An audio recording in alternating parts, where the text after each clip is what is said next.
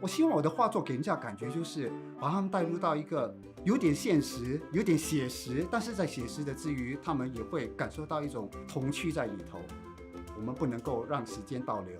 但是我们永远可以提醒我们自己，我们曾经都是很充满好奇心的、很开心的一个小孩子。不要忘记我们曾经是这样的，我觉得那个是最重要的。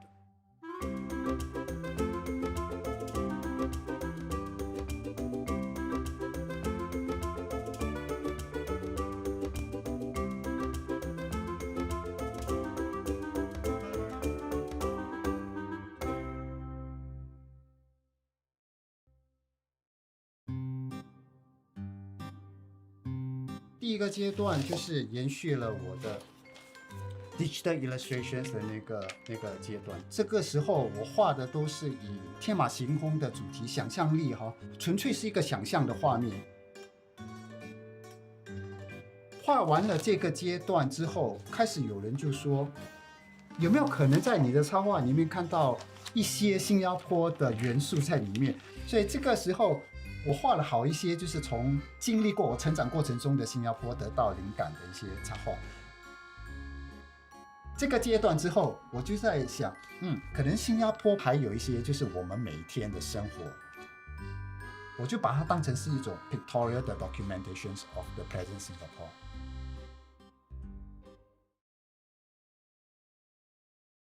我开始画一系列有关国庆，它其实就是延续我之前画的那个跟 Circuit Breaker 有关的系列，所以我希望把这个系列再进一步拓展。画画的那个过程相对来说是比较容易的，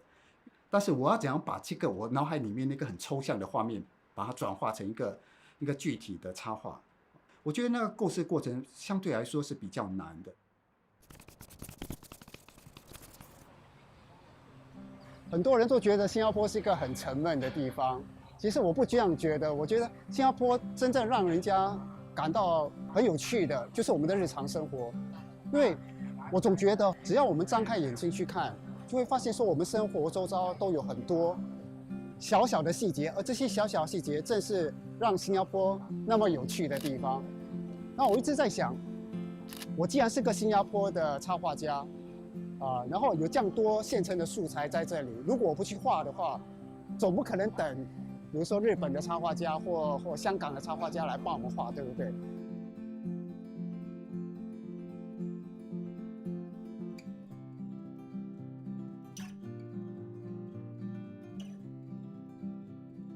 在阻断措施这段期间我在家里作画的时候，我就在想要画些什么。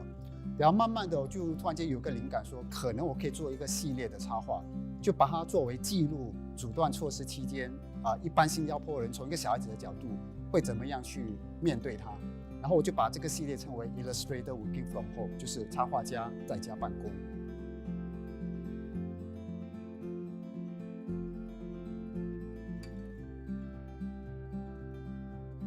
我希望人们都是以一个比较 positive、比较正面，把它当成就是另外一种的日常生活。虽然阻断措施的确是有一点点不便，但是它也就是在过生活。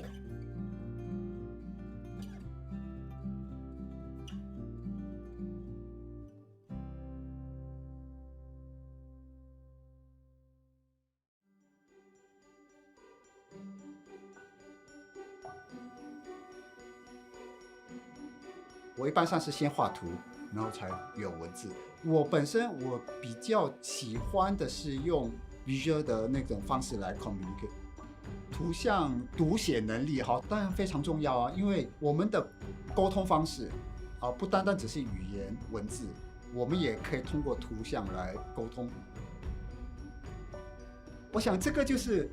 图画的那个魅力所在我的 viewers 他可以有更多的那个诠释的空间，所谓的 interpretation 的空间会更大一些。